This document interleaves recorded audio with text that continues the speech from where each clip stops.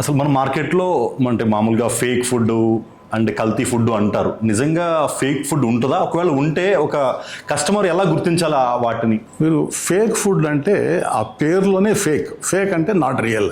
పోతే fake food ఎట్లా అంటే కొన్ని కావాలనే ఫేక్ ఫుడ్స్ తయారు చేస్తున్నారు.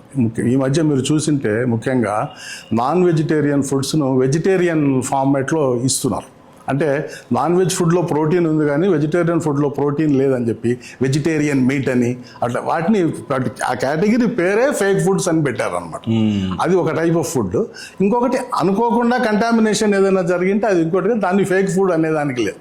ఫేక్ ఫుడ్ అంటే కావాలనే న్యాచురల్ ఫామ్లో ఉన్నదానికి వేరే ఆల్టర్నేటివ్ ఫామ్లో ఇచ్చేదాన్ని ఫేక్ ఫుడ్ అండి. బెస్ట్ ఎగ్జాంపుల్ వచ్చి వెజిటేరియన్ మీట్, ఒక మాటలో చెప్పాలంటే దాన్ని ఫేక్ ఫుడ్ అంటారు.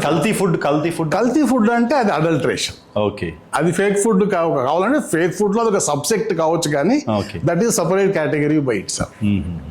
కల్తీ ఫుడ్ అంటే మనం దాన్ని ఎలా చూడొచ్చు?